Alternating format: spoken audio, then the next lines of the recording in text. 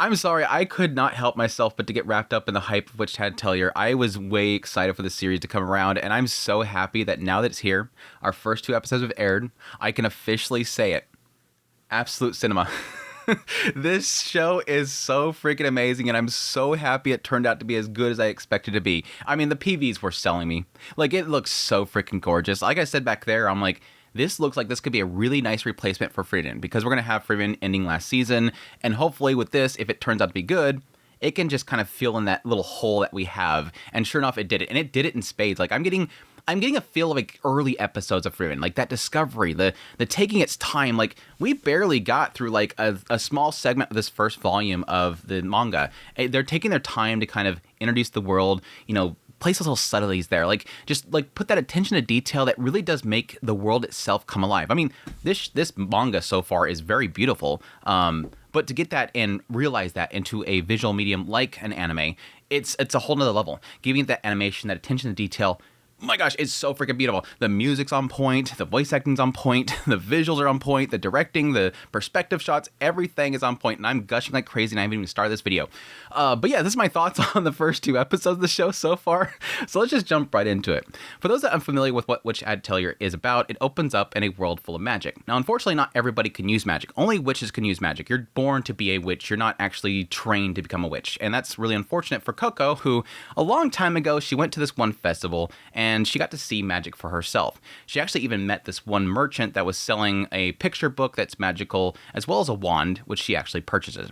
Well, jump forward in time, she wants to become a witch, but she knows that it's out of her reach. Well, one day, a witch comes and visits a village named Kifri. Now, Kifri at some point acknowledges like the skill that Coco has and her love for magic itself. She's working at this fabric shop with her mom, and she does a really good job of, drawing the lines and cutting the fabric and everything. She's very meticulous about what she does, and this Kifri is kind of magic in itself, which insults Coco because she's like, no, nothing is cooler than magic. Well, at some point, a carriage gets broken, and Kifri goes to go fix the carriage. Well, he can't fix the carriage with his magic unless he does it in private. So Coco talks her mom into letting him use his little workshop off to the side where he can do it in privacy. Because, we find out later on, the magic that he's going to use is not something that people should know in public. Well, Coco sneaks a peek. She's able to see what Kifri does with his magic because she wants to see it so badly. And yes, the big shocker here is that Kifri has to draw the magic. It's not just used, it's actually drawn. Well, after Kifri leaves, Coco remembers the wand and the picture book that she got a long time ago. And come to find out, yes, the wand that she got a long time ago is actually a pin. Well, she takes the picture book that she got from that mage and starts to draw all the different circles that are in it. And yes, they all start to activate. She does a lot of tests with them, kind of find out like the more clumsy you draw it, the less time it actually lasts. The larger they're drawn, the more power they have, so on and so forth. And eventually she gets to one last little drawing that she decides to trace. And come to find out, it's actually forbidden magic. Kifri, realizing the story that she told earlier might be a little suspicious, comes back and comes to find out that she's summoned up this thing that is pretty much consuming her entire house, this forbidden magic. He's able to save Coco, but unfortunately, her mother is swept up in it and is turned to stone. It's this point that Kifri sort of enacts something that they're supposed to do. As witches, if you find somebody that has, stumbled upon the secrets of their magic, their memory has to be wiped out and erased.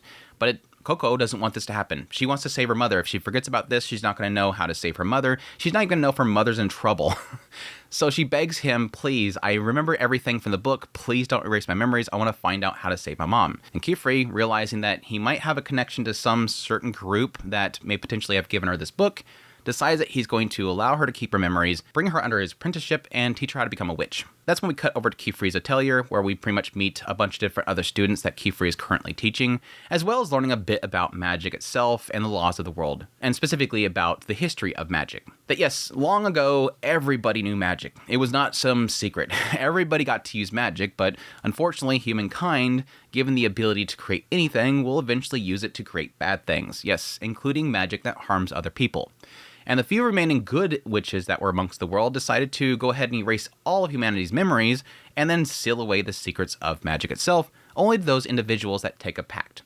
So if you want to become a witch, you have to have the understanding that, this is how it works, and these are things that you don't do, including forbidden magic, which, yes, any forbidden magic is those that basically alter human forms, things that are placed upon humans. So if you harm a human, if you change the age of a human, manipulate emotions, dive into memories, so on and so forth. The only thing that isn't forbidden is the ability to erase memories, which is needed in order to keep it a secret. So essentially, this thing that Coco created from this book is going to be one of these forbidden magics because it turned her mother into stone and was nearly going to turn her into stone as well. And that's pretty much the gist of Witch Hat Atelier so far. Like I said before, visually this show is freaking stunning, dude. It looks so freaking good. And again, it's not really necessarily about, putting panels to paper. It's not about, making it move and whatnot. It's about the attention to detail this show so far has. Like just the brushing of the wind on the characters, just her sitting on a rooftop and just dreaming about becoming a witch. Just like the attention to detail of her cutting the fabric. It's one thing to just animate things and make things flow really well. It's another thing to kind of, again, make something believable. Make a world believable. That's where I feel like you can't really state in a lot of cases that things are over animated, because if you can make it look like it's something that's flowing, the hair is flowing, the wind is blowing through the room, that kind of stuff, it makes you get absorbed in the world itself. And they're doing it in spades with this show so far. That aside, the story so far I think is pretty solid. We have our main character who has a decent driving force. She wants to save her mother, and it seems like Keyfree is going out of his way in order to, allow her to go to that goal. At the same time, seemingly not sort of getting full freedom. It does imply that Keyfree has, accepted to help Coco out for the sake of trying to find this secret organization that is seemingly distributing these picture books that have forbidden magic in it. The question mark there is going to be really, why would they want to do this? You would assume it's because they want to bring back forbidden art. They want to allow everybody to have this, thus creating that chaos once again.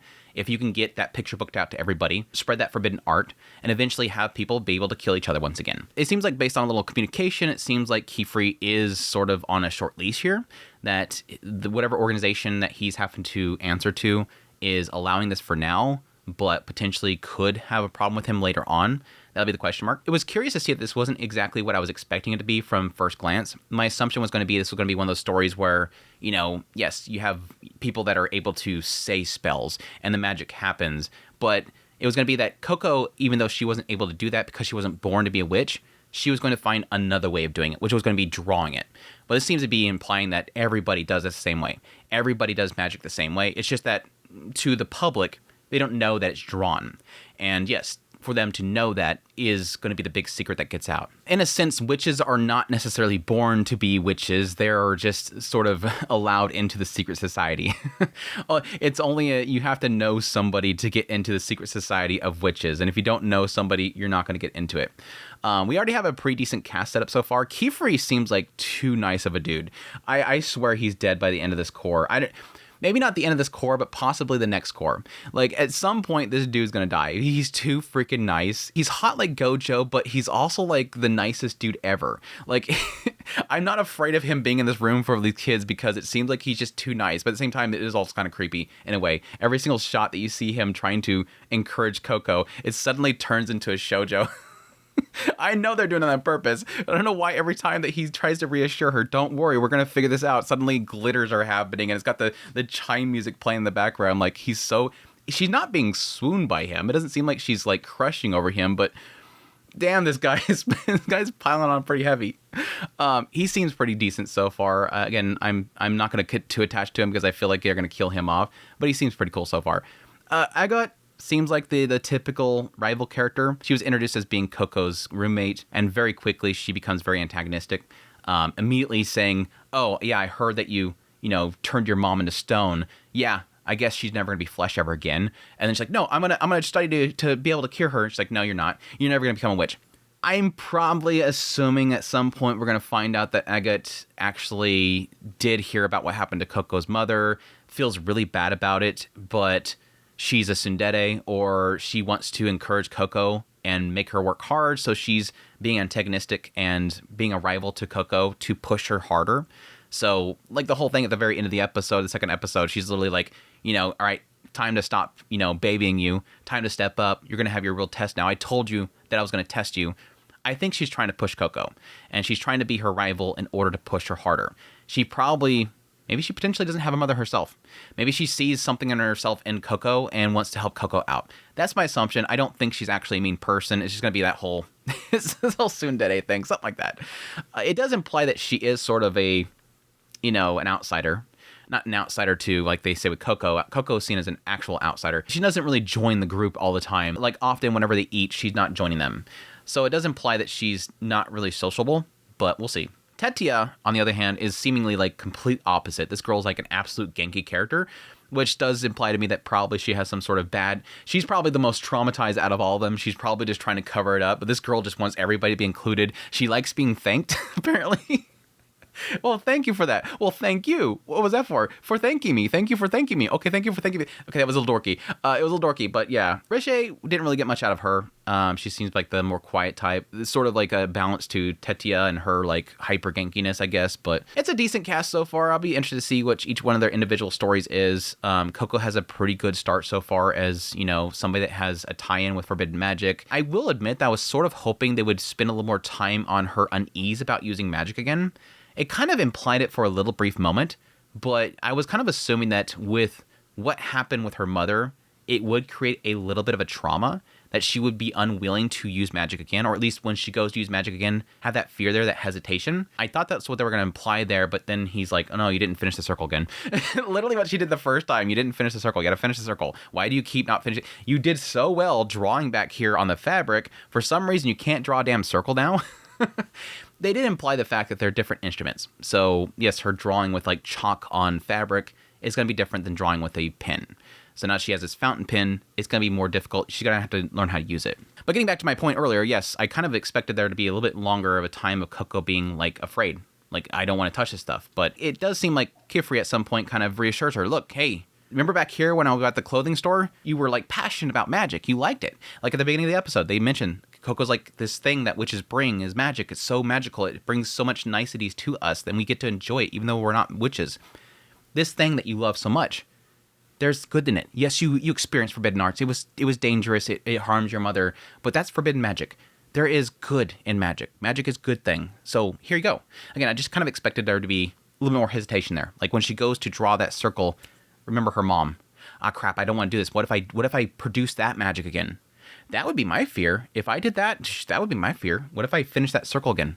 Will it do that again? So far, I'm really liking a lot of the insights into the magic itself, the mechanics and whatnot. I think the spell description they've given us so far has been pretty decent. It's given enough for me to kind of chew on. I like the world building with the magic and all that kind of stuff, getting into the symbols and the surrounding symbols and everything like that. The tools themselves, they didn't really get too much into detail in the anime, but there is more in the manga. I do like a lot of that stuff as well. The pen itself that she's used so far, the ink, obviously having like specialized material to produce the magic itself. Also, there's a little bit of mention about there's a other tool.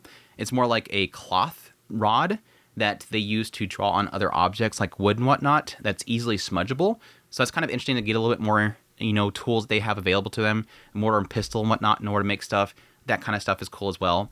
They also mention a little bit into magic contraptions, which is basically like the one that they show in the actual manga is a toilet. They might show that in the beginning of the next episode, so this might be, you know, just moved stuff around, but there's a toilet in the room that basically goes to a void, and it's basically a magical contraption that people that go through their training eventually can pass a test to create magical contraptions, which are contraptions that non-mages can use, that do different tasks. It's, again, kind of getting into little extra things that build the world itself that I really do find fascinating, but I'll probably read alongside the anime as the anime is adapted what's in the manga. So if I see anything else that's like, oh my gosh, this is kind of cool in the manga, I'll definitely mention it here. But my gosh, this is going to be a ride. I feel like this is going to be a ride. I am absolutely loving this show so far. It's just gorgeous. Like through and through, it's gorgeous. It just sucks you right in. The music's beautiful. I'm so happy this is turning out to be good.